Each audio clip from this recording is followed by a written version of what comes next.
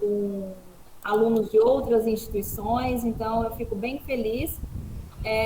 Desculpa, um pouquinho atrás, eu estava em Maringá, estava falando para a Fer, estava na estrada, fui levar meu filho para vacinar e acabei ficando na estrada.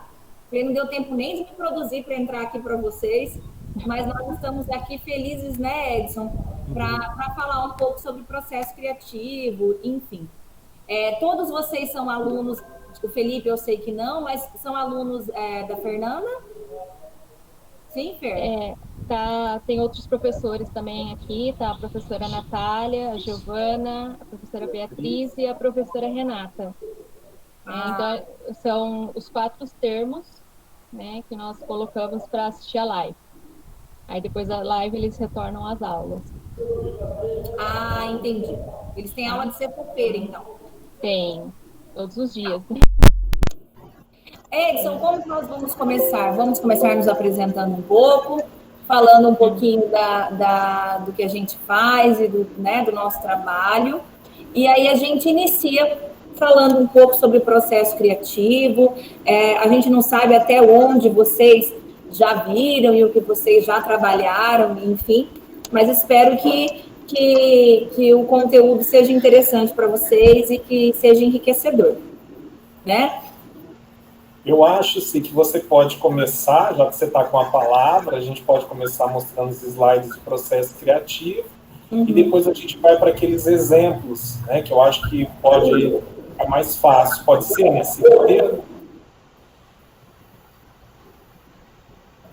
Então, gente, é o seguinte, só vou me apresentar rapidamente. Então, meu nome é Cibele, tá? Eu sou formada em moda, sou especialista em design de moda, mestre em gestão do conhecimento e doutorando em design, né? Então, faço doutorado na área do design. Trabalho na área da educação há bastante tempo, desde que eu me formei, praticamente. Eu trabalho em instituições de ensino, com disciplinas de processo criativo, desenho digital, né?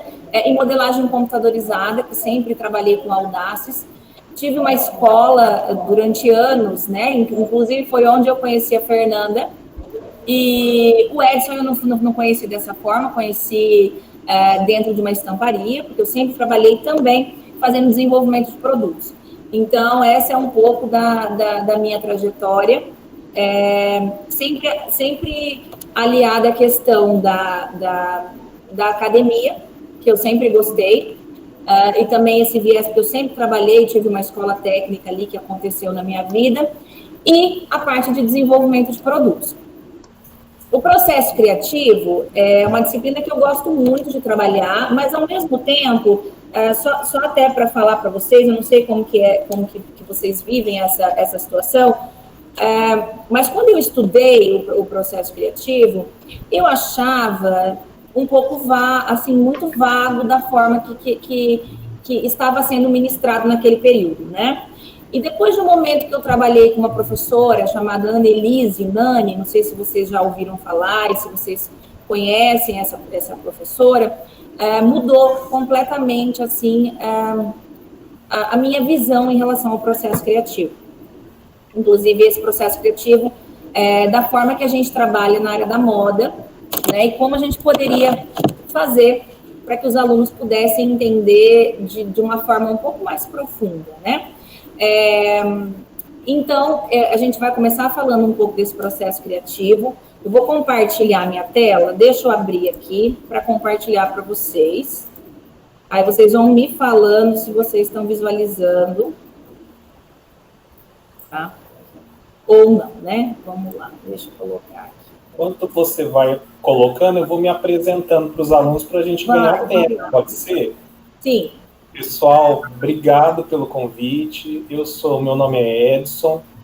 Eu trabalho desde que me formei, antes mesmo de eu me formar, sempre trabalhei na indústria de confecção.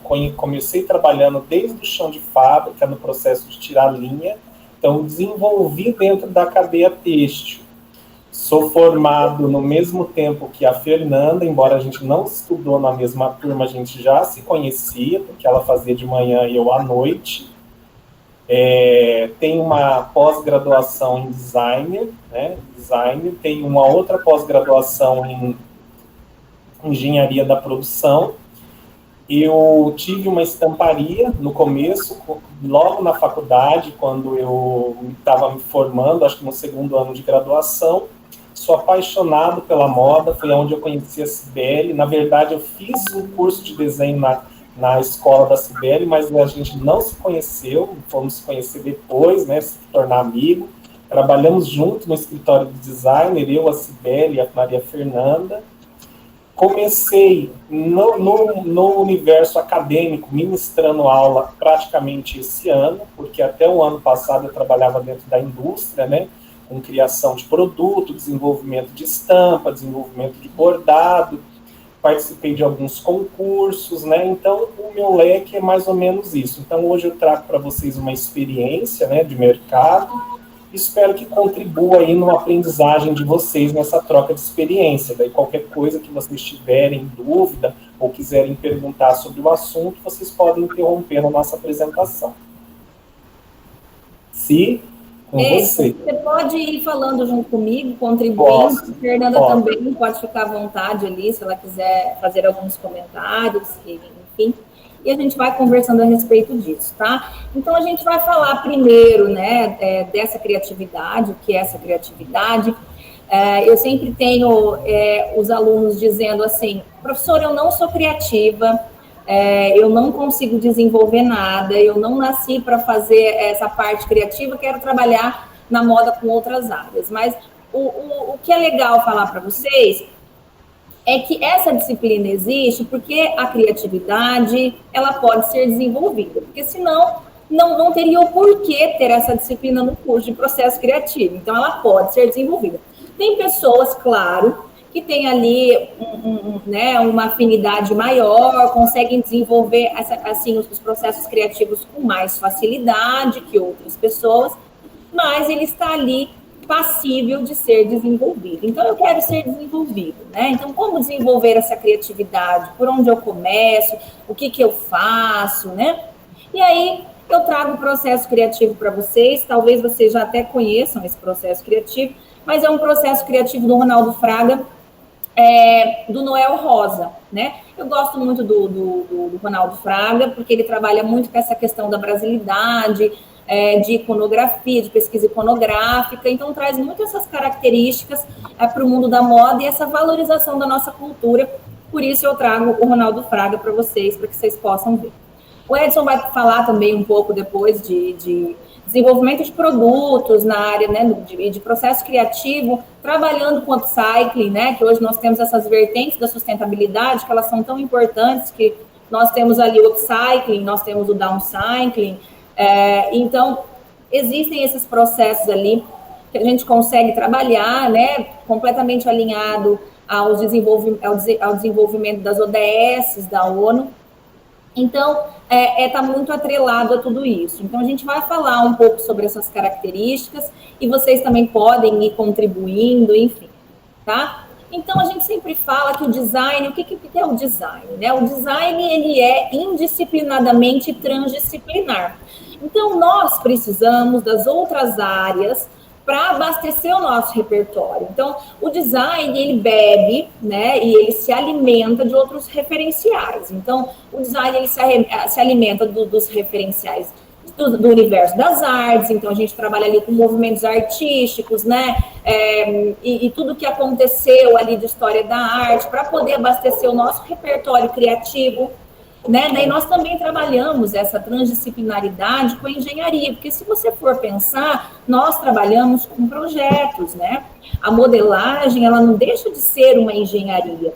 Então, nós trabalhamos ali transitando também por essa engenharia, bebendo nesse universo, né? O nosso da modelagem, o nosso desenho técnico, nada mais é do que um projeto, né? Mas, ao mesmo tempo, se eu não conhecer de mercado, se eu não entender de economia, de flutuações de mercado, eu também não sei para que caminho, não sei se o dólar, como é que está o dólar, como é que está o mercado hoje, não sei que matéria-prima comprar, se essa matéria-prima vai encarecer demais o meu produto. Então, assim, eu também preciso entender de flutuações de mercado, né? E administração também, não só essas áreas que eu coloquei ali, Mas eu coloquei para mostrar para vocês que nós somos indisciplinadamente transdisciplinar, nós estamos sempre transitando e bebendo em outras áreas e nos alimentando de outros referenciais para a construção do nosso repertório, do nosso todo, né? Então, administração, para onde vai minha empresa? Como é que eu faço um planejamento estratégico? E o design hoje, né? E principalmente o designer, o profissional, é muito importante que ele tenha conhecimento de todas essas áreas. Já foi a época em que esse profissional simplesmente desenhava ali, completamente aleatório de tudo, né? Hoje em dia nós sabemos que esse designer ele tem que ter o conhecimento das outras áreas da empresa para conseguir ali se destacar e sobreviver dentro desse mercado, né? Nós vamos ter vários profissionais se formando. Quantos profissionais se formam por ano? Se vocês pegarem a quantidade de instituições de ensino que nós temos, a quantidade de cursos de moda, vezes a quantidade de profissionais que nós temos ali, então você tem que ter um diferencial, né? Então, conhecer de todas essas etapas e beber em todas essas áreas dentro de uma empresa é muito importante para alimentar o repertório de vocês. Então, já foi o período em que simplesmente nós achávamos que a criatividade ela era simplesmente um dom divino. Baixou um santo e eu começo a criar, né? Baixou um santo, respiro fundo, fecho o olho e aí começo a criar. A gente sabe que não funciona desse jeito. Embora as empresas, né, quando você trabalha para uma empresa, a empresa acha que você é uma máquina de soltar criatividade, né? Então nós temos essa vertente também. A empresa pensa que a gente consegue entregar, ainda mais falando de empresas que são a maioria aí, que trabalham num ritmo mais acelerado de produção, né? E de criação. O designer ele tem as metas que ele tem que entregar, tantos desenhos por dia, o modelista tantas modelagens, no final nós temos que ter tantas peças aprovadas. Então tem toda essa situação e é muito complexo, né? Se você for pensar numa indústria e for pensar num processo de fast fashion, em como você vai conseguir fazer tudo aquilo tão incrível para o seu consumidor, não é? E aí muitas vezes a gente não tem braços e pernas e cabeça o suficiente para conseguir realmente suprir toda aquela demanda que eles exigem, não é? E aí, o que configura o tempero e diferencia você do outro, além de toda essa questão aí de conhecer e transitar pelas áreas, é a personalidade de cada um. Então, o que vai diferenciar o processo criativo de uma pessoa, por exemplo, o meu, do Edson, o que vai trazer aquele tempero importante é a minha personalidade, tá? Eu sei que eu vou desenhar para uma empresa e essa minha personalidade, eu vou ter que fazer essas minhas características vão ter que estar alinhadas àquele consumidor, vou ter que pensar naquele público-alvo, mas eu sou o tipo de pessoa que defende que não existe como você criar algo que passa pelos seus filtros, que passa pelas suas emoções, que passa pela sua cabeça, sem ter nada de você naquilo, né? Tem da gente. Por mais que eu criava ali peças evangélicas, eu e a Fernanda, a gente fazia bastante evangélico, mesmo que eu não fosse usar aquele produto, muitos daqueles produtos, sim, eu gostaria de usar, mas eu tentava desenhar aquele produto de uma forma que eu gostasse daquilo que eu estava fazendo. Porque também o que diferencia tudo isso é essa emoção engendrada atrás daquilo que você faz, né?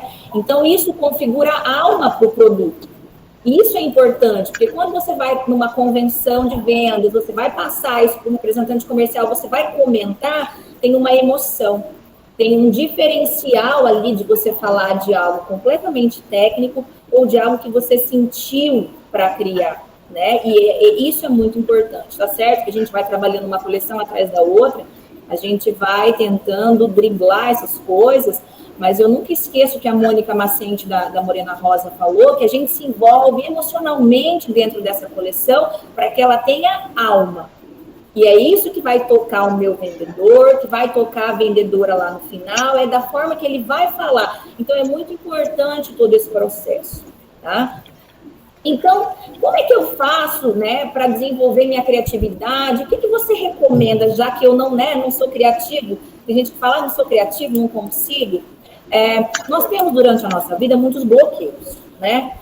Um deles desde pequeno, né, quando a gente é criança, e a gente vai desenhar algo diferente, vai desenhar uma árvore voando, ou vai pintar de outra cor, os nossos pais já falam pra gente que tá errado, não falam? Falam, olha, o pássaro voa, ou a árvore tem que ser no chão, não pode ser desse jeito, isso está errado, isso não é legal. Isso já vai, muitas vezes, podando ali a criatividade da gente e limitando dentro do que isso pode, isso não pode, né? Como a gente trabalha com moda, depois a gente entende que tudo pode, desde que seja coerente, né? Então, as estampas, a árvore pode voar, o pássaro é de outra cor, de milhões de cores, enfim. Então, a gente entende que pode. E a gente vai criando muitos bloqueios emocionais, o medo do ridículo, né? Então, até o medo que a gente tem de se expor. Muitas vezes a gente espera o olhar do outro para ver se tem uma aprovação para poder apresentar aquilo que a gente, às vezes, está inseguro em apresentar, né? E isso faz parte. Mas como que eu faço, já que essa personalidade que configura esse tempero, né? Então, assim, quanto melhor você se conhece, você se entende, você sabe das características que você tem ali de diferenciais que eles podem ser inseridos, é mais fácil você criar. Quando a gente não se conhece, quando a gente tem dificuldade de saber também quem a gente também é difícil a gente ter determinadas certezas para colocar ali no produto ou trazer a nossa opinião. Tanto que a Annelise, que estudou, que deu aula comigo, que eu falo para vocês, ela foi fazer psicologia para se entender, para falar de processo criativo, né? Para entender o porquê que ela criava daquele jeito, né? E todo esse histórico que a gente tem de vida. Então, assim, quanto mais conhecimento, então, o que a gente recomenda, né? Que vocês viajem, né? Que não tenho dinheiro, mas vou viajar aqui para o lado, mas eu observar realmente aquele local, observar as pessoas, né? Ter esse olhar curioso para as coisas, né? Porque eu e você, a gente pode ir para o mesmo lugar. Você pode criar coisas incríveis e eu não, porque eu nem prestei atenção aquilo não me fez diferença, né? Então, assim, é muito desse olhar que a gente tem que vai fazer que a gente faça conexões, porque a criatividade, ela vem de conexões mentais. Ninguém cria nada do nada, é a combinação de conhecimentos. Então, é eu conhecer de um determinado assunto, combinado a um outro que eu também conheço, e aí eu crio um novo produto, que é mais ou menos a história que talvez vocês já conheçam, que é do Johannes Gutenberg, que é o que revolucionou a imprensa, na verdade, né, do conhecimento. Ele inventou a impressora de tipo móvel, então ele entendia, estava ali num lugar que tinha muito cultivo de vinho, entendia um pouco de como funcionava a cunhadora de joias, né, cunhadora de moedas, e ele transformou isso daí numa imprensa. Gostava de ler, né, as pessoas não tinham condição de comprar livros, né, era tudo escrito de forma manual, então ele revoluciona ali. Quantas pessoas, às vezes, não estavam no mesmo local, tinham os mesmos conhecimentos, mas, de repente, não tiveram a mesma inquietação e não conseguiram criar aquele produto, né? Então, às vezes, você tem um tema de coleção que você está brigando com seu amigo que ele escolheu o mesmo subtema que você, mas ele vai conectar de formas diferentes. Por quê? Porque ele é uma outra pessoa, com uma outra história, com uma outra vivência, com outro repertório cultural, com uma outra família. É impossível que saia igual. A não ser que realmente ele copie de você, que ele veja o seu desenho e faça mais ou menos alguma coisa. Outra coisa, em processo criativo, a gente nunca vai de forma rasa, né? Você nunca vai no primeiro Google que você tem e a maioria vai fazer essa pesquisa rasa. Então, aquele link te leva para um outro link curioso, que você conhece uma outra história, e leva para uma outra história, e aí você tem um diferencial. Então, a gente não pode ficar nessa pesquisa rasa. Então, para se conhecer melhor, né, e para começar a prestar atenção em você, o que é importante? É muito legal, eu sempre aconselho que os alunos tenham um sketchbook. Um sketchbook, na verdade, nada mais é do que aquele caderno onde você vai fazendo anotações do que vocês veem. Essas anotações podem ser escritas, podem ser desenhos, podem ser da forma que vocês quiserem montar, né, professor Edson? Sim. Então, vocês podem colocar da maneira que vocês acharem interessante, né? Colagens, enfim. Então, o sketchbook ali, muitas vezes você não utiliza aquela ideia naquele momento, mas você pode utilizar depois, né? Porque é isso, você vai vendo referenciais, você vai escrevendo, vai colocando nesse caderno e uma hora isso te conecta numa coleção. Que é o caso do Ronaldo Fraga, que, na verdade, o livro dele nada mais é do que um sketchbook das coleções que ele desenvolveu, né, que passa ali, então, das inquietações. Então, isso é muito bacana. Então, adote o sketchbook. Eu recomendo sem linha e que caiba dentro da bolsa, que daí você leva para todos os lugares. Então, se você teve um insight em algum momento à noite ou em qualquer local que você estiver, você consegue colocar, você viajou, você consegue escrever. Então, tudo isso vai te ajudar. Outra coisa, né? Pesquise sobre o processo de criação dos designers, dos artistas que você admira, mas não pesquisa rasa, né? Qual é a técnica que ele utilizou nesse desfile? Qual foi o tema, o porquê, quais são os temas que ele já trabalhou, quais são os designers que ele gosta, por quê, em quem ele se inspirava, não é? E aí você consegue ir construindo um histórico disso e entendendo melhor, porque através da observação do outro, eu também vou melhorando e vou construindo meu processo criativo. Muitas vezes eu acho que eu estou criando algo incrível e, na verdade, só estou reinventando a roda, o outro já fez e você está achando que você é completamente inovador. Por quê? Por não conhecer o processo de outros designers, não ter essa pesquisa. Então, esse olhar mais profundo para isso é muito importante. Então, e aí a exploração da sua personalidade, né, para compor sua linguagem autoral. Tem designers que são incríveis como redesign, fazendo um trabalho incrível de redesign, mas não são autores. É muito difícil você falar que esse designer é autor, porque existe um processo de autoria que você precisa ter o seu conhecimento, né, conhecer você para colocar essa sua personalidade no produto e, ao mesmo tempo, entender das técnicas. Não é só entender. Então, quando Alexander McQueen desconstruía uma modelagem, ele sabia primeiro construir essa modelagem, para depois desconstruir. E não é que nem o aluno fala, vou dar um trucão, vou enrolar no corpo esse tecido, estou desconstruindo, aí vem com esse argumento para a gente. Não é isso que eu estou dizendo. Então, entender da construção para depois fazer a desconstrução. Mas vocês entenderem que a personalidade de vocês é o que diferencia você do outro numa empresa e é o que vai fazer você se manter nesse local, né? Porque outra coisa, toda vez que... Vocês podem perceber que aqui no Brasil, principalmente nas empresas que a gente tem, aqui, principalmente nessa nossa região, não sei como é que é a região de vocês, mas assim, a rotatividade é muito alta do design. É uma profissão onde o design... A gente não liga que tem um nenê gritando aqui no fundo. Tem uma rotatividade muito alta. Por quê? Entra alguém novo na empresa, eles acham aquela pessoa incrível, porque tudo que ela trouxe de ideia naquele momento é novo para aquele local. E aí quem estava lá, eles já não estão valorizando mais tanto, porque daí ela não é tão destaque, porque já conhece as ideias dessa pessoa. Gente, então olha a busca incessante que a gente tem que ter para estar se provando o tempo inteiro nos trabalhos que a gente desenvolve. Né? Então, você era incrível até determinado momento, surgiu o outro é incrível. Você já não tem mais tanto destaque. Então, olha como a gente tem que estar o tempo inteiro ali se reinventando, né? Então, muito importante que vocês se conheçam para isso. E tem momentos da vida da gente que a gente realmente não sabe quem a gente é. Então, isso também vai interferir no nosso processo criativo, não é? Eu, por exemplo, quando me formei, eu fiquei muito perdida, porque eu achava que eu era muito nova.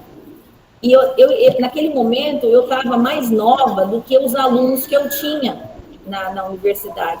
Então, e também eu não tinha segurança do que eu ia falar. Então, o que eu vim? O que aconteceu comigo? Eu vim com um processo de envelhecer. Então, eu só usava roupa social, tentava mostrar ser um pouco mais comportada. Não aquele estilo que eu tinha antes. Por quê? Então, eu fiquei com uma crise de identidade nesse momento. Por quê? Porque eu não tinha segurança no que eu ia falar ainda, eu era muito nova, então para eu me sentir segura, eu tinha que me envelhecer. Então o processo criativo também foi sendo modificado nesse momento e interferiu nisso, né? Porque eu estava ali no momento de redescoberta. Então, existe essa situação também que vocês podem passar, né? E quando a gente fala de combinação de ideias, que nem eu falei de Johannes Gutenberg, a gente não entende como é que Leonardo da Vinci conseguia criar tantas coisas e combinar tantas ideias e ser tão curioso, né? Para inventar tantas coisas, né? Estudo do corpo humano, né? Da máquina voadora, do pé de pato, né? Porque ele tinha curiosidade, como é que anda sobre a água, como é que nós vamos voar, como é que é a asa delta, aí estudo o morcego para ver como é que é a asa, lá, o estudo do morcego, como é que é a asa desse morcego, como é que a gente faz para voar, enfim. Então, olha quantas coisas da inquietação e da curiosidade, quantas pessoas não viram as mesmas coisas, mas não tinham essa inquietação, não buscaram, não tinham curiosidade em relação a isso e não combinaram essas ideias. É o mesmo que acontece no nosso processo criativo. Vai estar você e um designer lá, indo para as mesmas feiras, vendo as mesmas referências. Um deles vai se destacar e o outro pode não se destacar e nem conseguir permanecer na empresa, né? Porque eles vão conectar de formas diferentes. E é isso que vai fazer ali a manutenção desse profissional. Hoje em dia, nós não podemos esquecer que, além de tudo isso, gente, eu não estou aqui só para fantasiar a vida do designer, tá? Que a gente não está aqui só para falar de fantasiar, a gente tem que ser real. O profissional, ele se mantém numa indústria, vou falar de uma grande indústria, por exemplo, igual a Morena Rosa, né, que tem Iodes, Maria Valentina, através de relatórios de vendas. O designer que criou aquela peça que mais vendeu, né? Então, se ele tem um ranking baixo, ele não vai ter manutenção nessa empresa. Provavelmente eles vão mandar embora, não fica. Tá? Fora o assédio psicológico, né? Que o profissional sofre. De repente, a empresa faz lá um anúncio de vaga no jornal. A pessoa que está com menor porcentagem de venda, né? Ela já se sente coagida. E o psicológico, nessa hora, é obrigado a buscar uma reinvenção ali para conseguir meta de venda. Desculpa, sim, mas eu abri um parênteses aqui, né, para ajudar o aluno a entender também que é difícil essa parte do designer, porque o designer, ele precisa, embora a gente está falando que a gente precisa aprender, que é possível aprender essa parte de criatividade, é muito difícil colocar isso no dia a dia, porque nem todo dia você está com a cabeça boa para aprender, para observar, para receber inovação, para transcrever essa informação para o outro. Então, isso é muito difícil. E lidar com todas essas informações que você recebe todo dia é muito difícil. E fora a competição entre os profissionais, né? Porque isso também existe. Então, quem está no topo vai estar sempre no topo e vai lutar para defender esse lugar. E a pessoa que está chegando, ela é sempre mal recebida por causa disso, né? Para não despencar ninguém, né? Despencar o profissional que está nas paradas. Mas eu vou voltar a palavra para você, Si. Está muito interessante. Até porque, por exemplo, uma empresa dessas que eu estou falando para vocês, gente, uma delas, né? Uma dessas moças que trabalha como designer. Gestora ali desse desenvolvimento de produtos, enfim, o salário já é 38 mil, entendeu? Então, assim, gente, para ganhar 38 mil, vai ter uma competição, não tem jeito. Para manter esses 38 mil, vai ter essa competição. Então, assim, é um salário alto, né? Para conhecer 16 países, 20 países, né? Sem uma pessoa nunca ter saído, sem ter oportunidade de ter ido para nenhum lugar, né? Fazer pesquisa de imersão. Também é uma empresa, né, dessas que eu estou falando, que a gente sempre já faz visita técnica. Acho que o Felipe, nem sei se o Felipe foi com a gente, mas acredito que sim. É uma empresa que é um sonho para as pessoas estarem, não é? As festas são incríveis, né? Se um designer ele vai viajar, olha, se você vai fazer uma entrevista de emprego, que eu já recebi pessoas na minha casa que foram alunos, né? Para fazer entrevista de emprego, a passagem já está no teu e-mail, o carro já estava na frente da minha casa, personalizado, buscando a pessoa para levar, para ela fazer esse processo seletivo. Então, assim, se você vai viajar para Paris, por exemplo, é muita correria, sim. mas você vai ficar em um flat, né? Tem um carro disponível te esperando. Se você vai fazer um catálogo, tem um jato para te levar. Gente, para ter todas essas regalias, vai ter uma grande exigência, né? Então aí tem que, né? Não tem, você sabe que a tua vida está ali focada naquele lugar, né?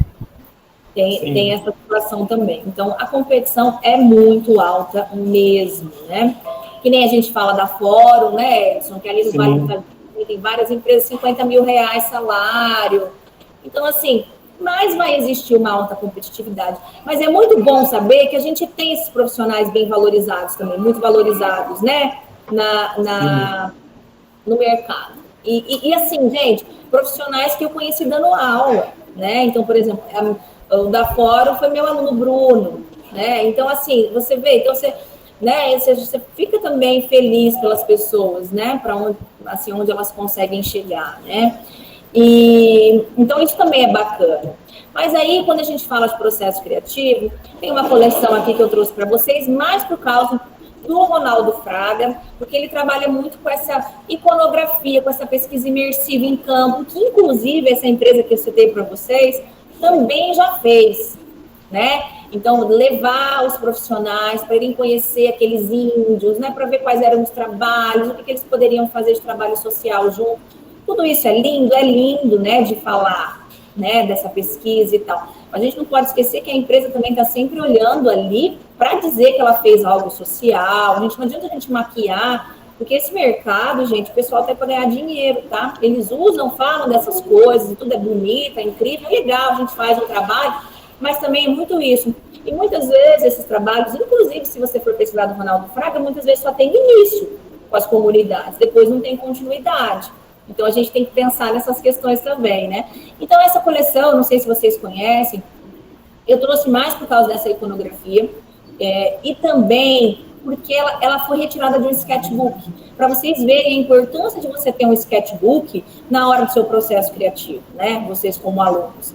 Então, ali, ó, o que ele traz? Ele traz, trabalhando essa questão da brasilidade, traz o cronista do Brasil, Noel Rosa, né? Que morreu novo, né? Mas adorava a boemia carioca, então representou muitos carnavais que aconteciam no Rio de Janeiro, na Praça 15, muito através das colombinas e dos pierrots, que ele traz esses dois personagens, e traz muito essa questão da boemia carioca dos anos 20 e 30.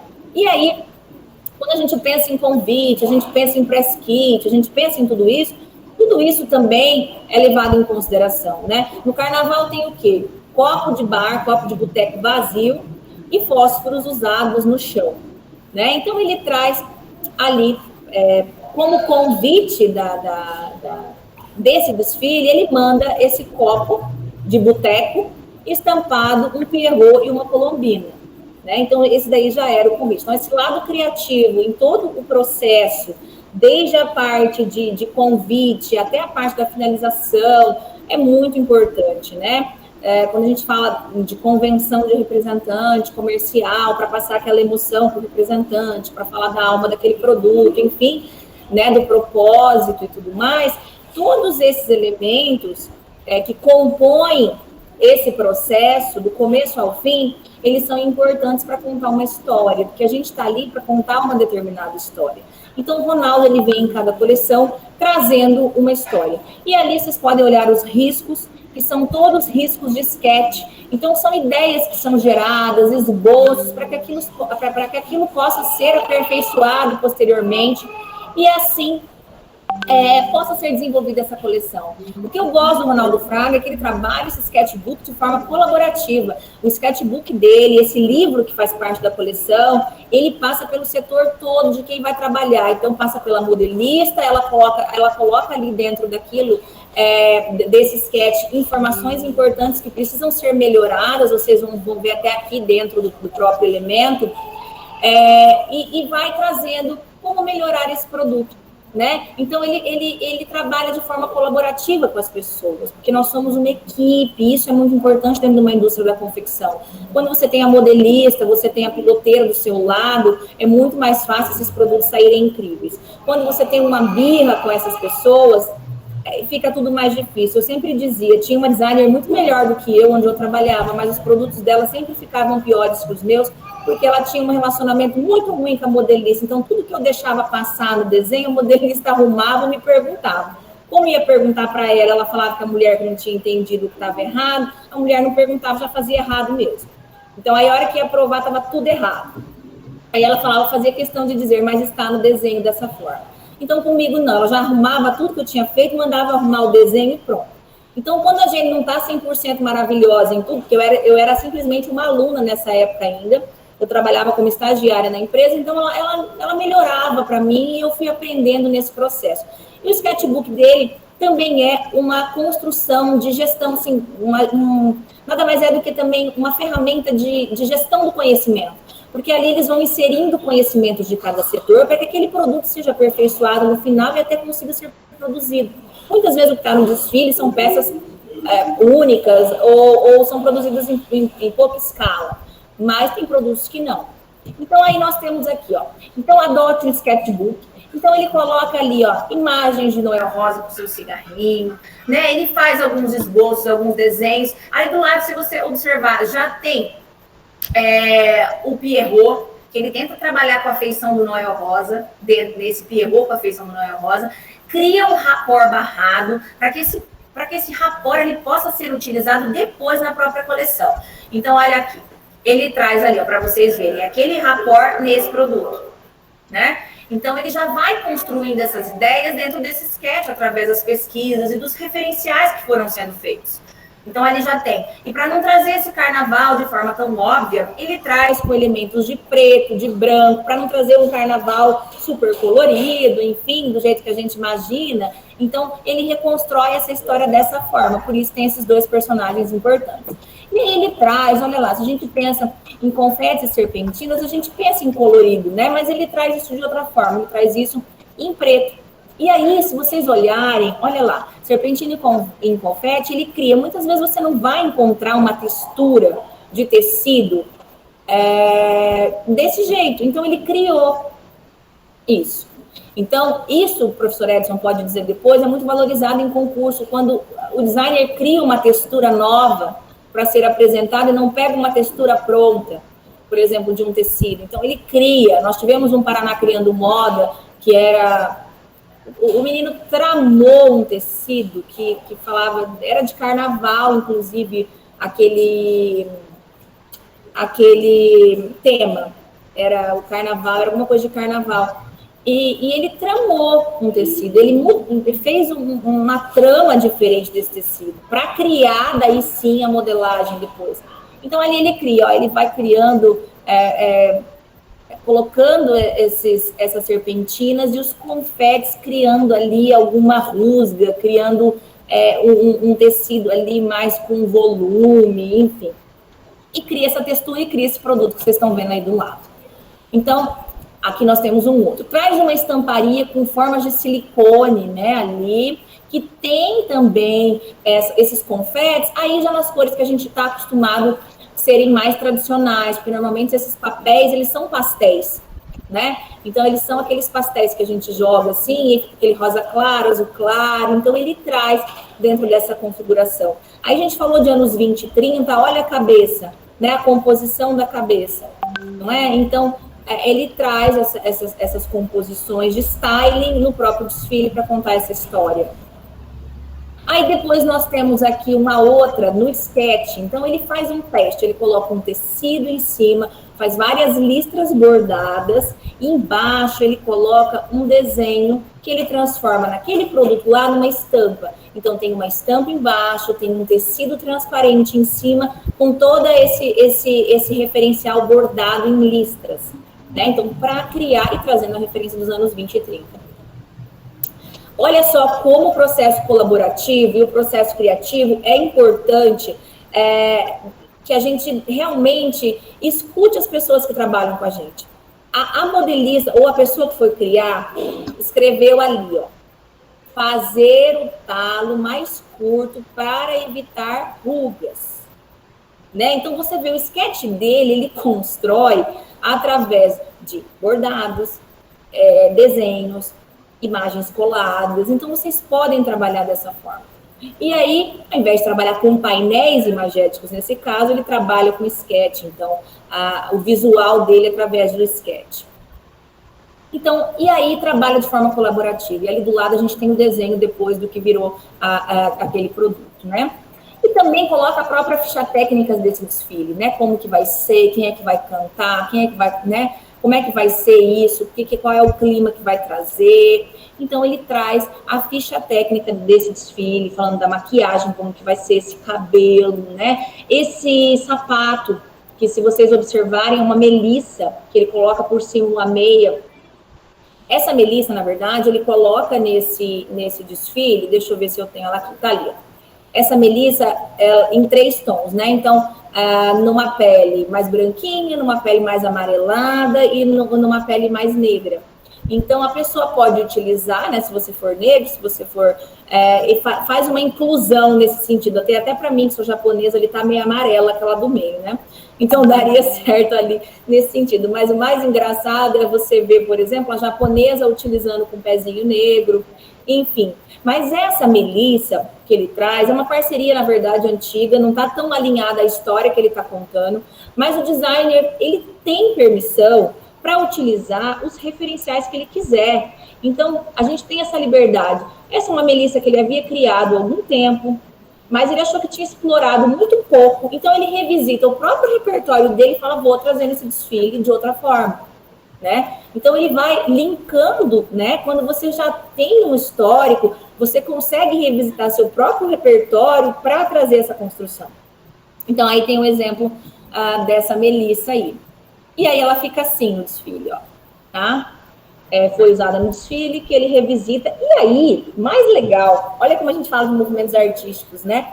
Se vocês forem olhar, que nada se cria, tudo se transforma, ou a gente combina ideias e modifica, isso daí, gente, nada mais é do que as luvas de Elza Schiaparelli com unhas, que fazia referência ao surrealismo, né? Então, olha os movimentos artísticos aí. Se vocês forem procurar, na verdade, você fala, nossa, Ronaldo Fraga inventou tudo isso, você vai lá olhar, Elza Schiaparelli fez aquilo há quantos anos atrás, não é? Com uma luva com unhas fazendo referência ao surrealismo. Então, gente, por isso é importante conhecer, falar, tá recriando a roda, né? Tá reinventando a roda. Ele fez no pé, de outra forma, mudou um pouco, mas é aquela referência. Aí, eu trouxe, pensei que não estava aí. Elza Schiaparelli, olha lá, 1936, 1937, luvas com unhas, né? Então, olha como alguém já trabalhou essa referência, não é? E quando a gente não conhece, a gente acha que é completamente inovador, né? Não sabe de onde vem.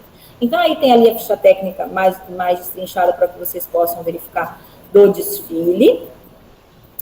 Aqui a gente tem também uma referência, né, aos marinheiros, né, e daí traz essas cores. E ali do lado, vocês podem observar o convite que eu falei para vocês, que é a estampa do Pierrot e da Colombina. Então, o convite foi isso, né, enviou esses copinhos, que são copinhos de bar ali, para fazer, para ajudar a contar essa história e convidar as pessoas. Então, depois eu vou mandar isso para a Fernanda. A Fernanda compartilha esses slides com vocês, e ali tem um link desse desfile. Então, ele coloca no desfile, transforma esse desfile como se fosse realmente esse carnaval dessa década, né, de 20, 30, e uma pessoa muito parecida com Noel Rosa cantando, né, com Que Roupa Eu Vou, e trazendo esse repertório, todas essas músicas que ele criou em tão pouco tempo de vida, né, que deixou aí um legado gigantesco, para que vocês possam assistir um pouco. Aí, só para trazer mais um pouco do Ronaldo, eu trouxe aqui para vocês pesquisarem, aquele Gran Hotel Ronaldo Fraga, né? Que fica em Belo Horizonte, que ele traz essas memórias. Então, tem uma coleção do Ronaldo que ele fala das cidades pasteurizadas, né? Da cidade sangrando, porque as cidades, elas são iguais hoje, né? Os prédios são muito parecidos, tudo que é histórico é demolido, né? E aí a gente transforma tudo em prédios quadrados, mais ou menos parecidos, e a gente tem uma pasteurização dessas cidades, né? Que chama Cidade Sonâmbula, essa coleção dele, que eu gosto, também tem um sketch dessa coleção. E aí, o que ele quis trazer? Pegar um prédio histórico que tinha lá, e trabalhar com aquilo mesmo, o piso do jeito que era, naquele período, né? Trabalhar as construções da forma que elas foram realmente pensadas, porque aquilo tem uma história. Quando você acaba demolindo alguma coisa, você está demolindo uma história. E você está transformando, está pasteurizando aquilo, transformando, tirando valor, né? E as pessoas estão demolindo aí, as grandes construtoras, elas vão demolindo tudo. E aí, quando você vai comer em algum lugar, um shopping, vamos supor que eu viajo, né? Vou para os Estados Unidos e tal, você vai encontrar, principalmente nesses grandes locais, os mesmos restaurantes. Então, eu lembro que eu fui tirar meu passaporte em Curitiba, eu falei, eu vou andar em Curitiba, que eu vou encontrar umas coisas diferentes, né? Vou comer outras coisas. E aí você tem que caçar. Porque quando você vai em shopping, é tudo igual. Você vai encontrar Subway, McDonald's, é tudo muito igual. Então, esse Ronaldo Fraga, ele traz esse Gran Hotel, o melhor bolo que ele já comeu da avó. Então, trazendo essas memórias, né, contando essas histórias. Então, esse era o objetivo do local. Além de vender roupas, né, ter ali saraus, e, enfim, né, trabalhar com vendas de produtos de artistas, dar um espaço para as pessoas. Então, essa era a intenção, ter um bolo ali que você só come na casa de determinada avó, ou é a culinária de alguém que você encontra naquele lugar. E você não vai querer ficar comendo Subway quando você vai viajar, ou as mesmas coisas que você já está acostumado a comer, você está indo para conhecer outras coisas, e aí a gente tem as mesmas coisas em todos os lugares. Então, depois eu aconselho vocês a dar uma olhada nesse livro de sketch dele, que tem Cidade Sonâmbula.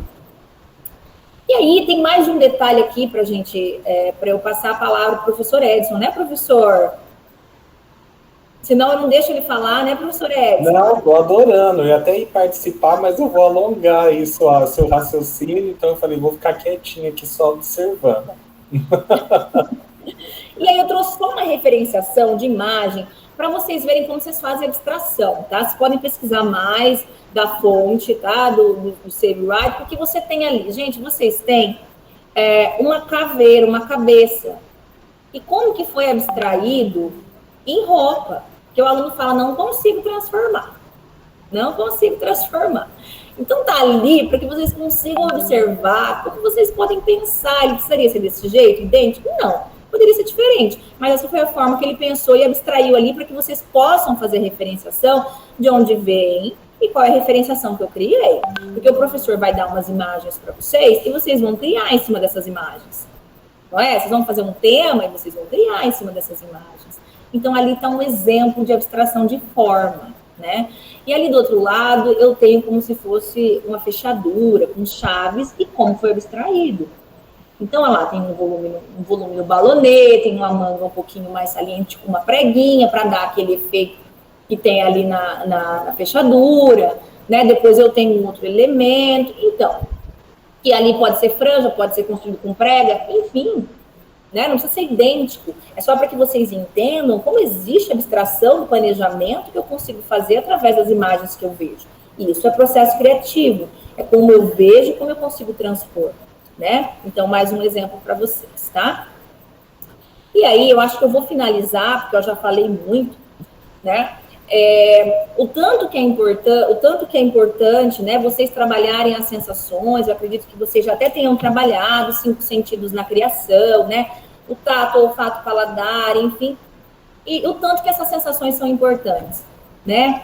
Então, a gente trabalha com isso para ter estímulos. Então, se num desfile você tem a música, daí você vai numa convenção, você tem a comida, aí você está ali apresentando, né, aquele produto com aquela forma, que conta aquela história, que tem aquele propósito. Todos os elementos, a vitrine, meu catálogo, tudo isso está alinhado e ali nós precisamos trabalhar emoções. Nada mais é do que uma coleção, gente, é trabalhar uma ferramenta que a criança faz muito na hora da temática, que é a ferramenta de storytelling, que é a contação de histórias, né? Então, a gente conta histórias para acreditar naquilo que a gente está falando. Então, porque um pouco da história... Gente, a história é história, não é? Você não sabe se aquilo é uma verdade ou não, não é? Então, o meu tema, eu conto um pouco de verdade, posso contar um pouco de mentira que eu fantasiei.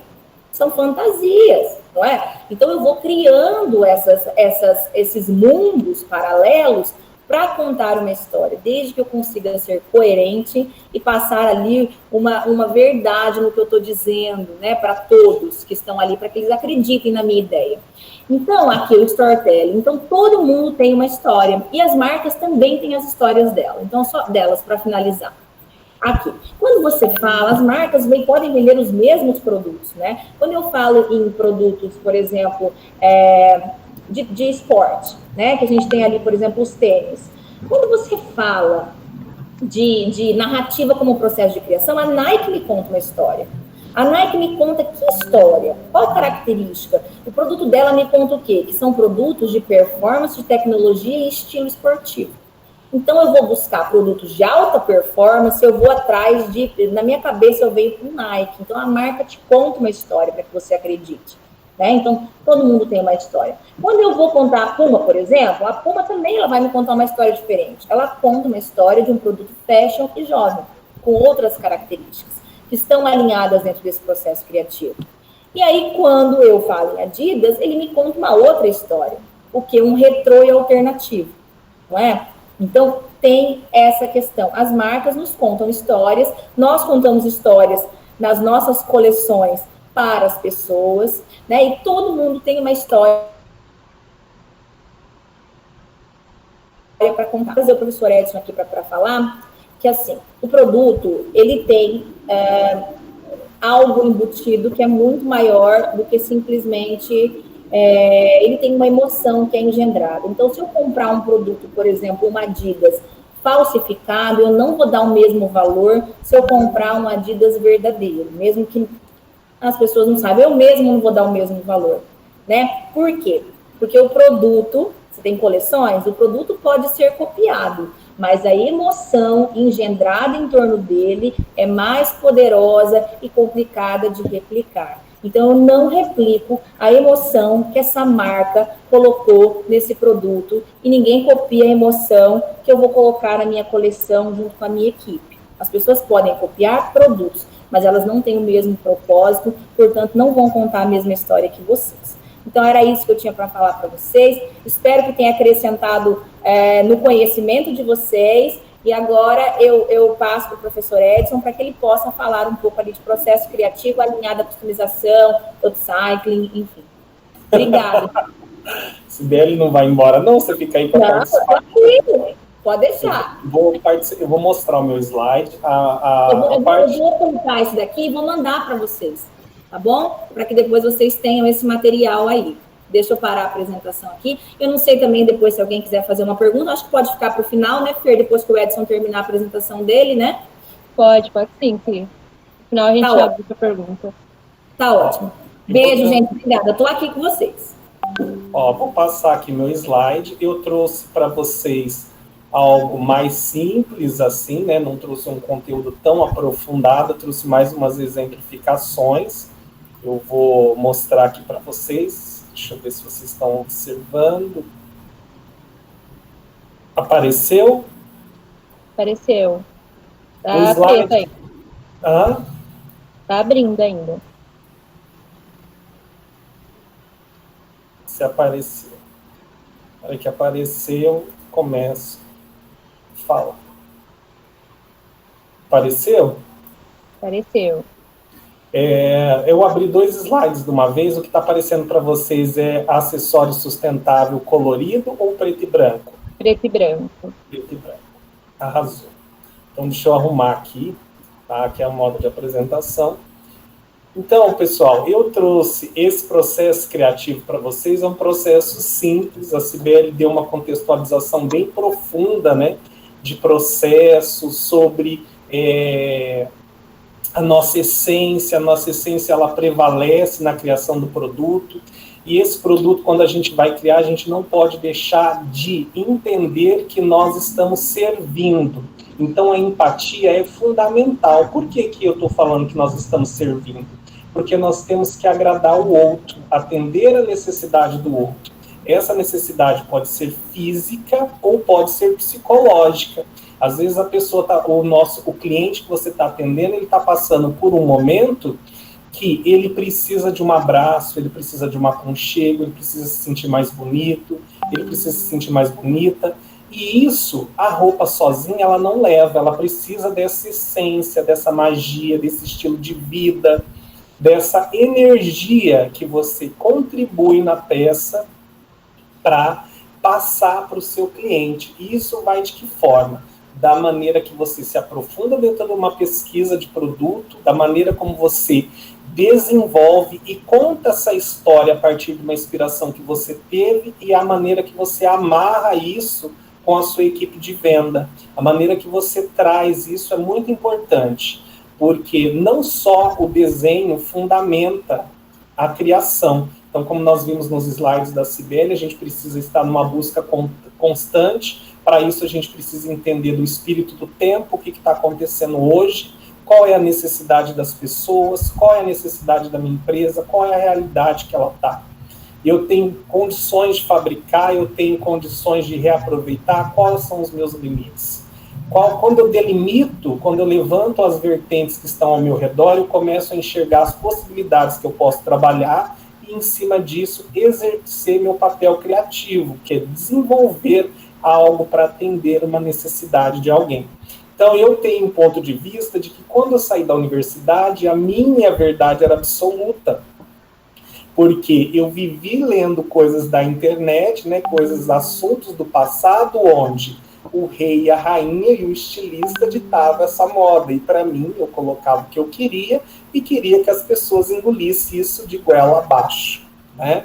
Então, isso é uma verdade que ela foi desconstruída, porque eu comecei a entender que, para pessoas comprarem o meu produto, eu preciso entender sobre elas, preciso conhecer qual que é o momento que elas estão vivendo. Eu posso trazer um produto muito caro, maravilhoso, porque eu gosto de trabalhar com esse produto caro. Aí eu vou lá até o meu cliente e eu entendo que ele não tem condições. Ele acha lindo, maravilhoso, mas para ele não pode pagar por isso. Então, conhecendo essas vertentes, essas realidades, a gente consegue melhorar o nosso desenvolvimento criativo. Aqui, pessoal, eu estou falando para vocês nesse processo sobre reutilizar materiais, sobre upcycling, sobre esse mundo que nós estamos vivendo hoje, onde que existe um consumo excessivo, né? Do fast fashion fez isso com nós. Nós queremos isso agora, para já, muito rápido. E eu vi esse post no Instagram, né? Uma das disciplinas que eu ministro na universidade é de designer sustentável, né? Então, como fazer isso? Como desenvolver? Eu vi essa postagem dessa menina, dessa designer no Instagram, achei muito interessante os acessórios que ela traz com ela, porque até um tempo atrás eu achava muito muito pequeno essa relação de reaproveitar algo, né? Eu achava isso muito, muito fora da realidade, mas hoje, quando eu passei a observar o espírito do tempo e o mundo que nós estamos vivendo, eu comecei a entender que o mundo precisa, não é uma questão de eu gostar, é uma coisa de que as pessoas precisam olhar para isso.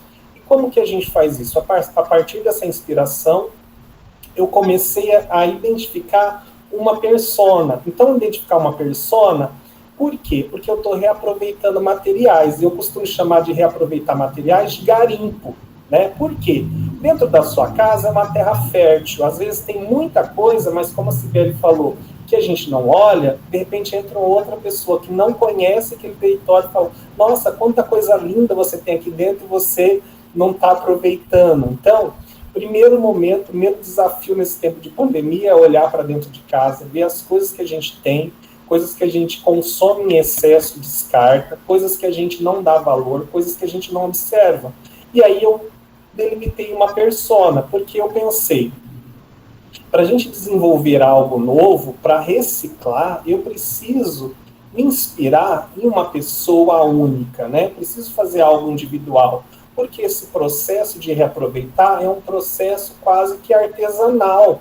Então, eu preciso entender um pouco a personalidade dessa pessoa, eu preciso conhecer muito mais a fundo essa pessoa, e eu comecei a olhar, né, a persona do Elton John, o figurino dele, assisti o filme, me identifiquei com a característica dele, Nesse momento eu trago ele para perto de mim, porque eu me identifico com esse estilo que traz luz, que remete brilho, que se veste, né, de algo, coloca alguns acessórios para quê? Para evidenciar a persona, para enriquecer o figurino, para dizer, oi, eu estou aqui, me notem. Então, eu gosto muito disso.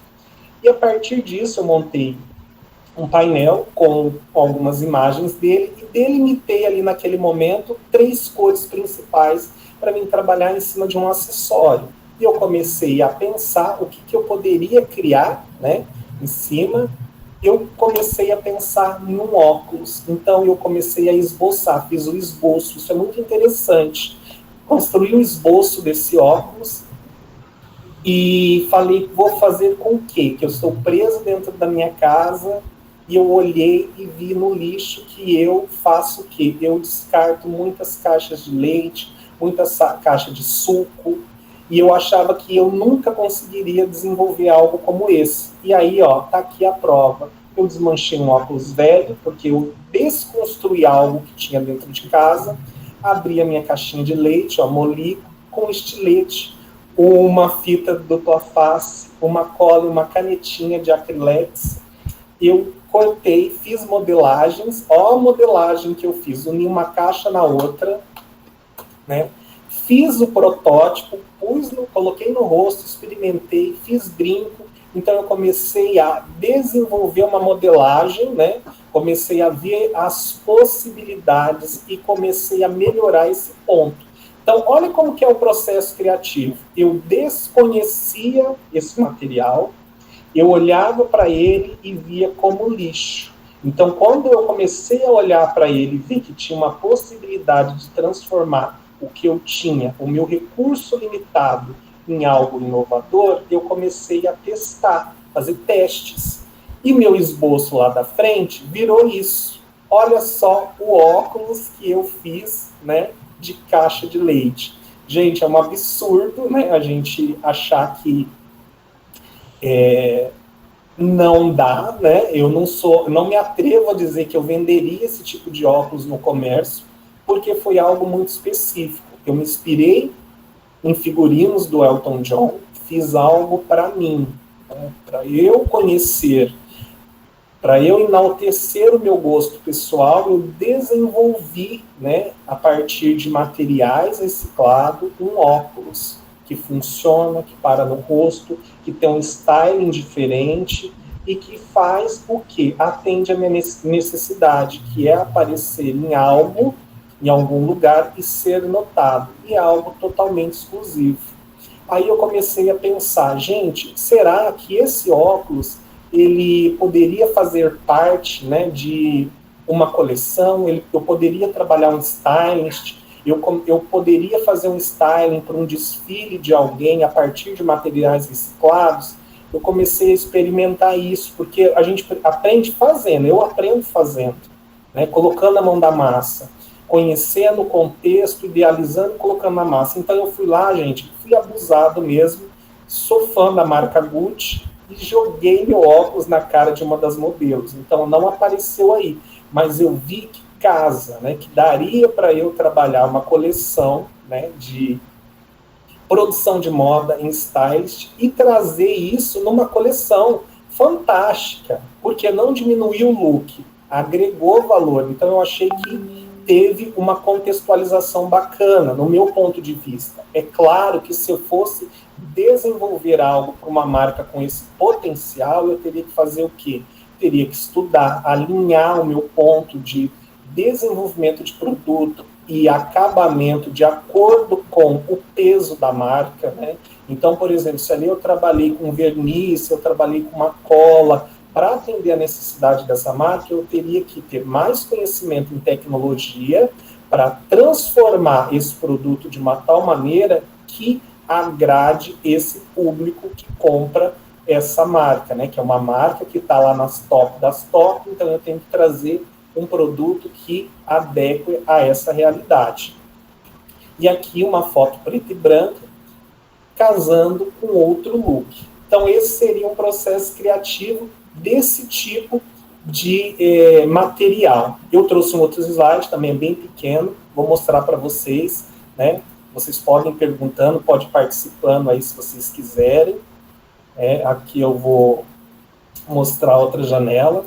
Eu, gente, só para fazer um parênteses para vocês, quando eu estudava, quando eu era da faculdade, eu era uma pessoa que tinha assim, eu ainda sou assim, mas naquela época eu tinha uma mente muito assim, como que eu posso falar, desafiadora de mim mesmo. Eu estava me desafiando o tempo todo. Eu percebi em mim que eu era muito ruim, que eu tinha uma vontade de ser estilista, mas eu detectei em mim que eu era ruim. Por quê? Como que eu cheguei nessa conclusão? Quando eu cheguei perto de outras pessoas e eu vi o tão fantástica que elas eram. Então eu não desenhava merda nenhuma, não sabia fazer desenhos. Não tinha um desenho tão bonito. E foi através de conhecer o meu concorrente, conhecer pessoas que iam disputar a mesma vaga que eu fui lá, e melhorei esse traçado, treinei exercício da coordenação motora. Por quê? Porque eu tinha um objetivo, né? Eu precisava ser notado, porque numa sala de 50 alunos, todos nós estávamos concorrendo, estávamos em busca de realizar nossos sonhos, mas para mim estar entre os top, foi o que a Sibeli disse, eu precisava me desenvolver, eu preciso me desenvolver ainda hoje. Por quê? Porque eu posso estar ultrapassado, eu posso conhecer fazer o desenho, posso conhecer fazer o desenvolvimento de produto, mas eu posso estar com umas ideias totalmente lá de trás, que as pessoas não olham mais para isso, não querem mais saber disso. A forma que eu apresento uma coleção já não é mais legal, as pessoas hoje querem conhecer através da internet. E cadê? Eu preciso me adequar a isso. Para me adequar a isso, eu preciso entender do que? Espírito do tempo, saber do que nós estamos vivendo hoje. Eu estou para fazer 40 anos, né? E vocês estão jovens aí, chegando. Então, a forma de vocês verem a moda é diferente do que eu vejo. Mas se eu continuar vendo da mesma forma que eu estou esquecido no mercado. Embora eu tenha bastante conhecimento, bastante bagagem, eu preciso evoluir. Eu preciso buscar conhecimento, eu preciso dar a cara a tapa, eu preciso dizer não sei, eu preciso saber assim, olha, eu preciso aprender, preciso ter humildade. E acima de tudo, eu preciso entender que trabalhar com desenvolvimento de produto, você precisa, além de se conhecer, servir o outro.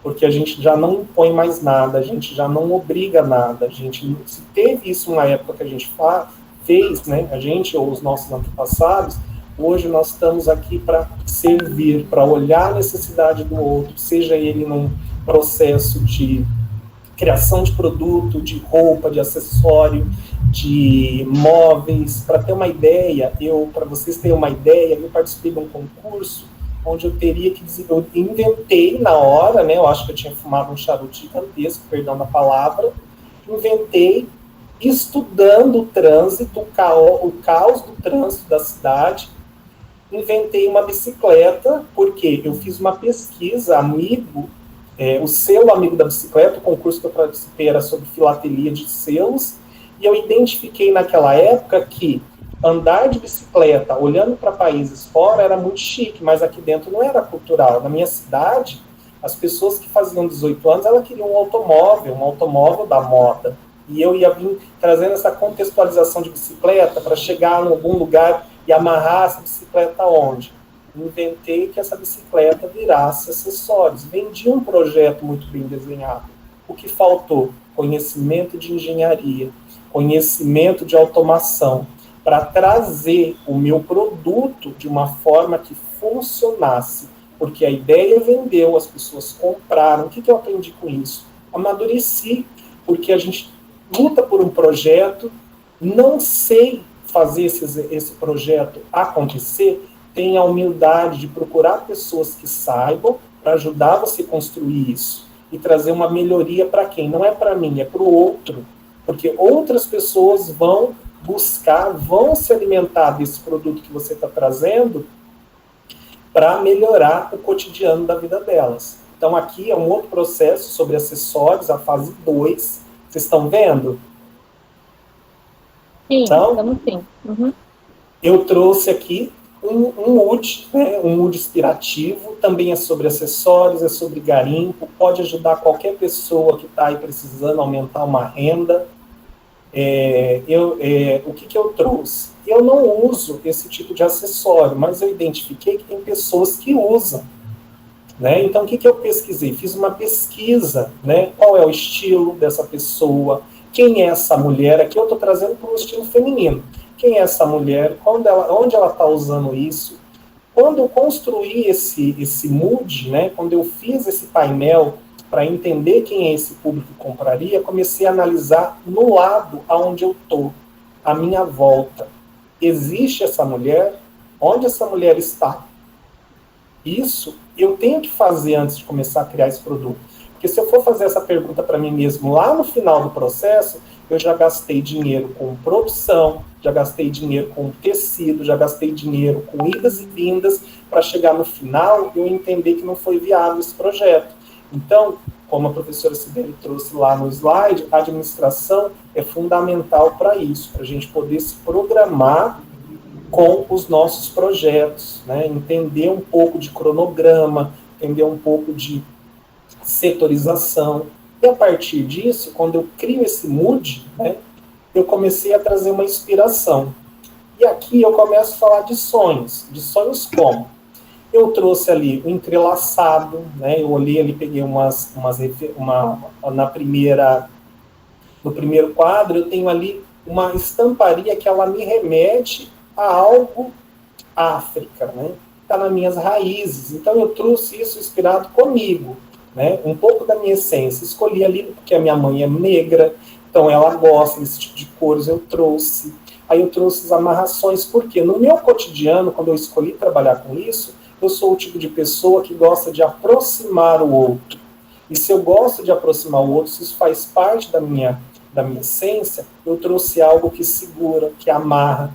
Os laços estão frouxos. Por quê? Se a gente apertar demais, sufoca. Então a pessoa precisa ter o direito e a escolha de soltar da minha mão no momento que ela quer. Então isso, eu me conhecendo, eu consigo trazer isso. E eu trago ali também uma outra inspiração, uma inspiração de trança de cabelo, uma mais solta, uma mais leve, trazendo um pouco da cultura. Que cultura que é essa? Eu assisti um filme que chama Enrolados, uma história da Rapunzel. Então isso marcou a minha infância, não a minha infância, mas uma parte da minha vida que esse filme foi útil, eu me inspirei com ele. E ali eu trouxe uma referência. Como eu não estou trabalhando com público infantil, eu não quis retratar ele uma inocência figurativa, né? Quis trazer ele de uma outra forma, mas que eu pudesse trabalhar esse lado apaixonado, esse lado a emoção, esse lado humano. E para isso eu precisei trazer brilho, porque brilho também faz parte da minha essência. Eu coloquei ali brilho, coloquei a pérola, simbolizando essas coisas, mas também olhando para quem? Para minha mulher que eu estou idealizando, né? Atender. Depois disso, gente, eu fiz o quê? O garimpo. Na minha gaveta, eu tenho isso, uma gaveta cheia de coisas perdidas ali, resto de pérolas, tem barbante, tem tecidos, pedaços de tecido de, como estilista, eu corto lá um pedacinho com dó de jogar fora, guardo, falo, às vezes eu vou precisar disso aqui para dar um acabamento, alguma coisa, fazer um laço no cabelo, às vezes vai fazer um editorial de moda, alguma coisa assim, uma campanha, a gente tem. Então, guardei. Dentro desse garimpo que eu fiz na minha própria casa, desses materiais, desse acervo, eu escolhi algumas cores que eu queria preservar. E a partir disso, gente, eu criei um esboço, tá? Esse esboço é um colar. Eu estou trazendo um colar, peguei as referências da amarração. E vocês notarem na segunda imagem, eu faço ali um círculo em vermelho, porque eu quero que esses meus nós, ele tenha um laço, uma aparência de coração. Por quê? Porque eu estou falando de afeto, eu estou falando de amizade, eu estou falando de laços, né? Eu estou falando de coisas grandiosas, de sentimentos bons. Os laços estão soltos, e no meio desse colar eu coloquei uma pérola. Por que uma pérola? Algo valioso. Porque eu preciso de um sentimento, de uma essência que segura, que sustenta, que alimenta, que ilumina, que clareia. Então, como isso faz parte da minha personalidade, eu preciso trazer isso. Então, muitas vezes, o meu concorrente, quando vai copiar esse meu colar, ele não tem essa trajetória.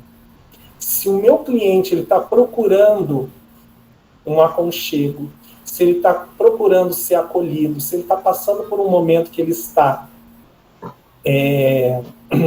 passando por um problema muito difícil, você traz um produto como esse, dizendo que abraça, dizendo que acolhe, dizendo que a pessoa é especial, o que eu estou vendendo para essa pessoa? Não estou trazendo um colar, eu estou trazendo para ela o quê? Um estilo de vida, estou trazendo para ela algo que ela não consegue mensurar, algo que ela não consegue mensurar preço, porque naquele exato momento eu estou atendendo uma necessidade de mercado, uma necessidade que o indivíduo está tendo. Isso poderia ser com qualquer outro produto, mas eu estou trazendo de uma forma para vocês, para que vocês possam entender o processo. Poderia ser qualquer outro produto, mas quando tem uma essência, quando tem um carisma, a professora Cibele mencionou que uma das estilistas falou, olha, a alma dela está envolvida na coleção. Quando você traz isso, quando você chega num determinado momento da sua vida, que você vai apresentar uma coleção e fala assim, gente, a coleção é essa. As pessoas vão ter um ponto de vista antes de ver o produto e vão ter um ponto de vista depois, porque elas começam a enxergar no produto uma história que você pensou, que você teve um cuidado. Esse negócio não foi uma cópia, esse produto não veio de lugar imaginário, você não copiou, você não abriu uma gaveta, você não foi numa 25 de março e pegou em qualquer banca. Você teve uma sensação, um cuidado de trazer tudo isso. E isso é um diferencial nos dias de hoje. E aqui, pessoal, eu coloquei o colar pronto, feito do quê? De tiras de tecido e chamei de Rapunzel. Dei um nome para esse colar, porque ele simboliza uma história, né?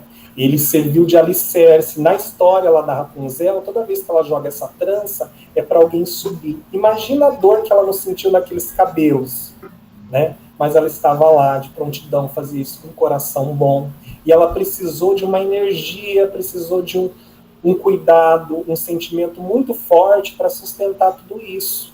Então, tudo isso ele está embutido. Quando eu criei essa peça está ali. Por que eu trouxe ali numa imagem negra, né, num batom azul, nessa cor azul? Por que eu escolhi essas cores, né?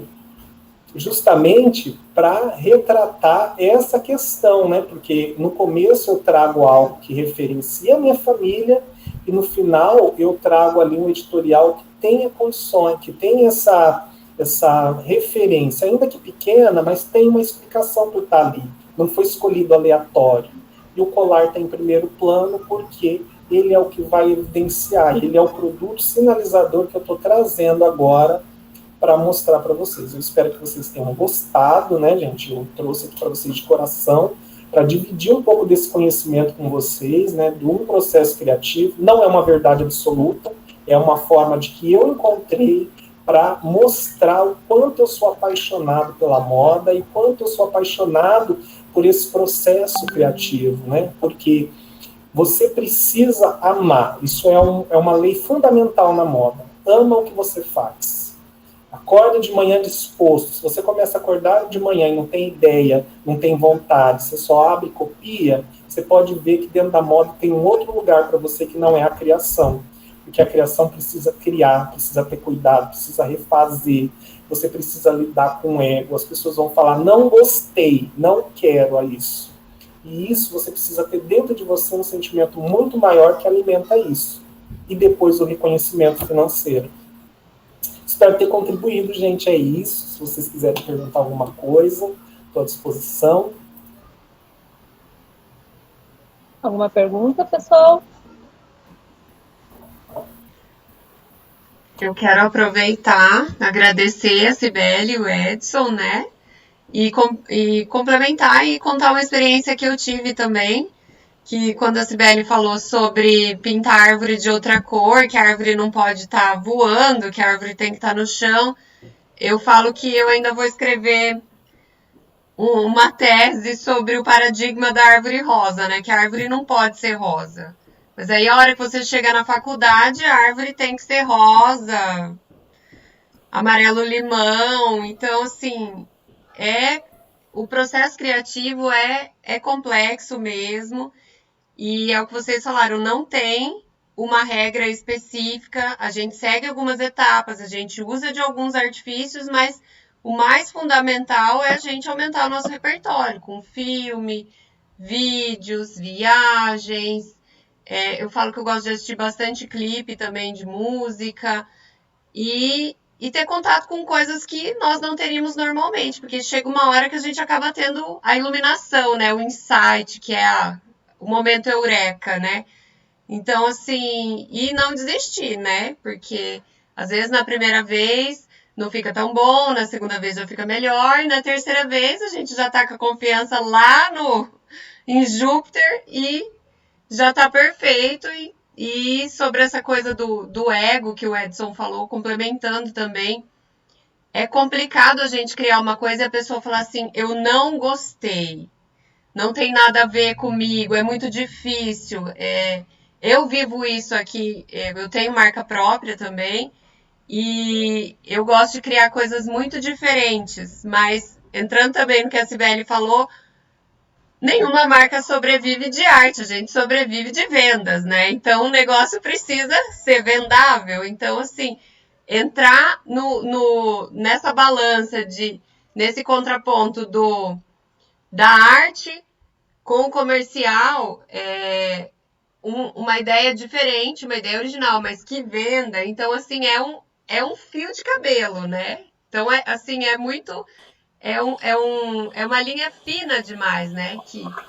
Que a gente precisa ter esse cuidado, né? Então, foi muito legal. Eu posso falar? Pode, claro. Oi, Kleber. Na verdade, o que eu tava... Oi, gente, meu nome é Kleber. Deixa eu falar. Eu trabalho com a parte da criação, minha formação é arte. E eu estava esperando para o momento certo para falar e a Natália ela acabou falando o que eu ia perguntar. Foi mostrado aí 2 processos de criação, só que de pessoas autônomas, né? Os 2 estilistas aí, o Ronaldo Fraga, é dele mesmo. E isso, né? A minha pergunta é a seguinte: numa empresa, isso tudo cai por terra em algum momento, né? Porque você acabou de falar que com o comercial, né, que todo aquele processo de criação artístico é para me representar, né? Então, muitas vezes, a empresa que eu tenho que deixar um pouco isso de lado, ou não? Kleber, então, é uma balança complicada mesmo, né? Mas existem ali 2 contrapontos que eu acredito muito, que um é o processo de autoria e outro é o processo de aceitação de mercado, né? Então, você equilibrar essas 2 vertentes não é um processo fácil, né? Porque se você pensa demais em aceitação de mercado, você tende a ter produtos muito parecidos com os de outras marcas. Então, você acaba pendendo para uma balança comercial que muitas vezes você não consegue diferenciar do outro. E se você pende demais para o lado da autoria, você pode ter um processo de que você não tem consumidores suficientes para manter aquela marca viva.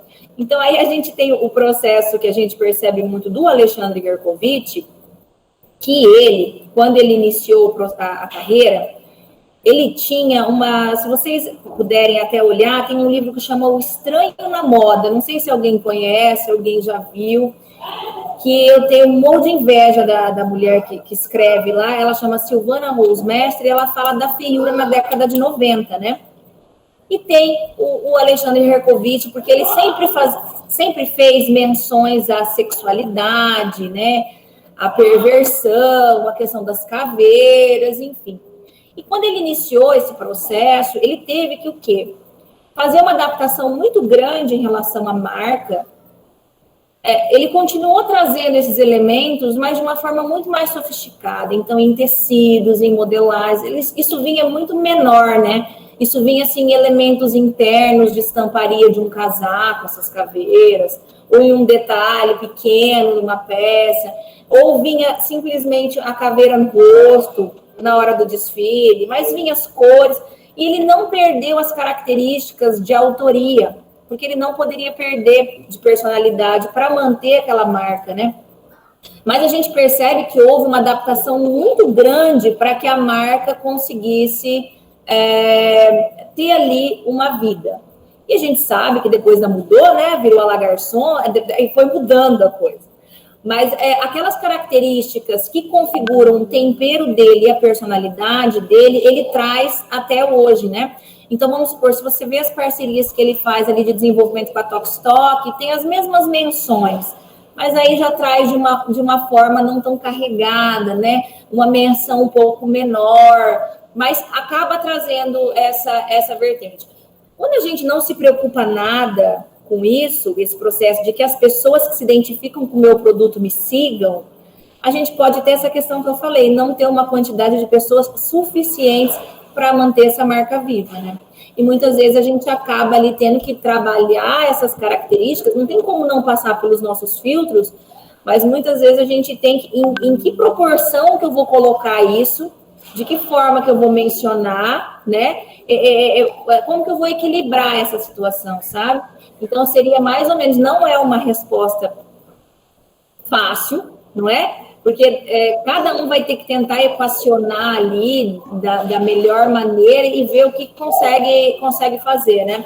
Eu tenho uma aluna, né, que eu sempre tive uma aluna, ela não é mais minha aluna, que é a Adele, que o Felipe sabe.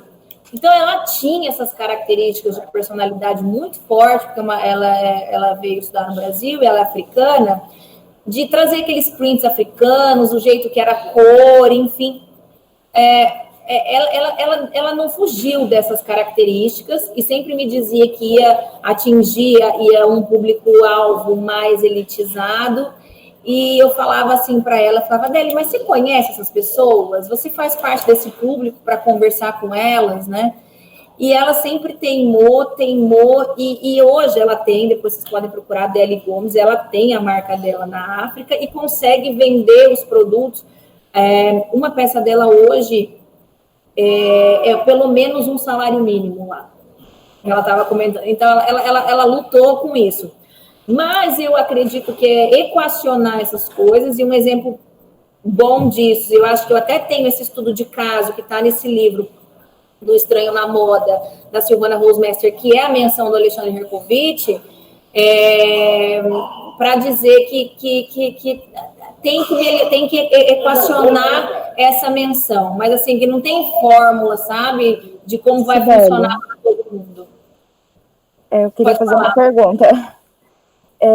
Você diz sobre esse equilíbrio, né, que as marcas ou que os criadores buscam para não perder a identidade no produto ou na criação e ainda assim ser algo comercial.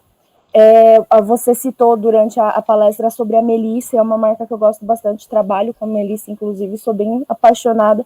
E você acha que faz parte do que você está falando, assim, a ideia de manter a identidade da marca e não sair da parte comercial, como, por exemplo, alguns produtos da Melissa, que tem aquela parte bem icônica das parcerias, tipo Vivienne Westwood, a La Garçon mesmo, que cria aqueles produtos bem elaborados, bem, como que posso dizer, bem conceituais mesmo, e ainda assim, dentro dessas coleções, mantém a identidade dos produtos, como uma Ultra Girl, que com essa do Ronaldo Fraga mesmo, que é um modelo clássico da Melissa, é uma Ultra Girl com a identidade dele, ou uma Possession, que é a Melissa Aranha, com as cores da coleção. Você acha que isso é uma solução viável, assim, para dar liberdade para o criador e ainda assim manter algo comercial? Amanda, eu acredito que sim. Acho que essa é uma forma de trabalhar, né? A gente sabe, olha, só fazer uma menção aqui. Se você for olhar, né, o que mantém muitas vezes o sucesso de uma empresa é um bom equilíbrio de distribuição de estoque, né? De manutenção de estoque. Quando você vai trabalhar em grandes empresas, por exemplo, eu tive uma amiga que ela falava assim, eu sempre quis ser estilista, mas eu estudei fora do Brasil e fui trabalhar, por exemplo, na compras da Zara, e eu percebi que o BI ali estava tão bem elaborado para saber o que vendia, o que não vendia, enfim, e aquela gestão de estoques tinha que ser tão bem feita, que o papel de quem compra e faz essa ligação do que é importante, também do que é importante ter na loja em estoque, em profundidade, em quantidade, que muitas vezes, gente, esses produtos que a gente descobre que são os produtos sinalizadores, que o Edson estava falando, ele mantém praticamente o que eu posso ter de risco para outros produtos, né? Então, muitas vezes você consegue manter uma empresa descobrindo quais são os produtos sinalizadores para que você possa arriscar em outros produtos, né? Numa outra linha de produtos. Se você não dependa tanto da venda daqueles produtos que você está arriscando com maior funcionalidade, identidade, características de personalidade, mas que você tenha ali aqueles produtos sinalizadores. Então, todas as marcas deveriam descobrir. Mas acredito que isso que você falou também é bem importante, Amanda. Não sei se eu respondi. Nossa, respondeu perfeitamente. Inclusive, eu vou passar isso para o pessoal da loja amanhã para a gente começar a descobrir quais são os nossos produtos sinalizadores. Assim, vai ajudar meu estoque. Porque se você pegar uma Lacoste, ela tem os produtos sinalizadores da camisa polo. Mas, claro, ela vai arriscar. Minha amiga foi gerente da Lacoste há muito tempo, né? E os produtos, por exemplo, da Lacoste, que eles testam em cores, porque ali é o básico, então eles vão testar em algumas coisas. Então, assim, se ele não vender aquilo, o que ele tem de polo branca, de polo amarelinha, de polo azulzinha bebê, que ele vende para tenista, branca, para médico, enfim, já sustenta aquela marca, não precisaria. Mas o que eu percebo também nas empresas é o seguinte, que o designer ele se preocupa muito em desenvolver muitos novos produtos e a empresa investe, às vezes, em produtos de alto grau de complexidade, né? Em produtos e não sabe, por exemplo, qual é o seu produto sinalizador. E aí ele não tem, por exemplo, o pão quente dele. Ele não tem o pão quente, que seria, por exemplo, meu amigo, ele trabalha com produtos de cuecas, como é que é na Record, de lingerie, né, Edson? Mas, por exemplo, na moda, não era da moda praia deles, é alto giro. Eles, por exemplo, ele falou assim, gente, essa sunga não tem preta. Então, eu não vendi, por quê? Porque não tinha uma determinada cor, que era importante ter aquela sunga. Então, se tivesse a sunga preta, teria vendido muito mais. Então, esquece. Por quê? Por que não colocou preta? Porque eu achei que já tinha preta demais. Não tem isso, não é? Então, esse produto pão quente, que a gente tem que descobrir quais são esses produtos de base que eu invisto em maior número de estoque, em profundidade, em quantidade de produtos, é o que eu tenho mais, que eu tenho que ter mais na minha base. Depois eu tenho um outro produto para um outro consumidor, né? Que é um produto intermediário, e tem um produto para aquele mais exclusivo, entendeu? Para ter, que são os produtos de vanguarda, enfim, que a gente faz ali a distribuição no mix de produto. Então, isso é importante, que a empresa entenda quais produtos ela tem que ter, que cor ela tem que ter, que profundidade que ela tem que ter em estoque, porque aí você investe em uma coleção enorme, faz catálogo, daí o cara, quando ele chega lá para comprar cueca preta, não tem. Aí ele vai na segunda vez, a modelagem está diferente da primeira vez. Então, você já perde, ele não volta mais, né? Porque você não fideliza aquela pessoa, né? Então, existem sinalizadores. É claro, quando você tem uma marca inicialmente, você não vai saber qual é. Você vai ter que fazer uns testes ali, apostar em algumas coisas e ver o que possa ser em termos de produtos sinalizadores. Mas esse produto pão quente, toda marca tem que ter, que é o que faz ela conseguir arriscar nos outros. Então, eu sempre vendo vestido transpassado. Eu, por exemplo, já comprei várias vezes na Zara o mesmo vestido. A única coisa que mudava era um negocinho aqui na frente. Uma vez tinha um bordado, eu fui 2, 3 anos depois, tinha uma estampinha. Por quê? Porque aquela é uma modelagem que deve vestir bem para o meu corpo e deve ter muitas mulheres que compram aquele produto, um produto fácil de usar, não é de alta complexidade, então é um produto que deve estar na base deles ali, que eles têm que ter sempre, né? Mas isso também a gente só sabe através de relatórios de vendas cruzadas com o BI, que as empresas não têm, que é esse Business Intelligence que faz a ligação entre a informação das redes sociais, dos meus representantes comerciais e dos meus relatórios de vendas. E aí eu tenho exatamente qual é a informação correta para comprar, para criar e para fazer os pedidos, né? Que as empresas não têm. Então, se a empresa quebra, é culpa do estilista. Olha, mas olha, falando sobre esse produto também, de quando a gente tem essa criação autoral, a gente vai ter que trabalhar. Algumas empresas, não são todas, principalmente quem está começando e, de repente, eu uso o termo, vamos pegar carona naquela que está indo. Então, são empresas que estão copiando, provavelmente o estilista ele vai ter que criar produtos comerciais. Uma empresa que ele for trabalhar, que é uma empresa inovadora, que trabalha com tendência de última ponta, de última geração, ele vai ter que ser criativo para trazer inovação para a marca e, ao mesmo tempo, manter os produtos que mantêm a marca de pé.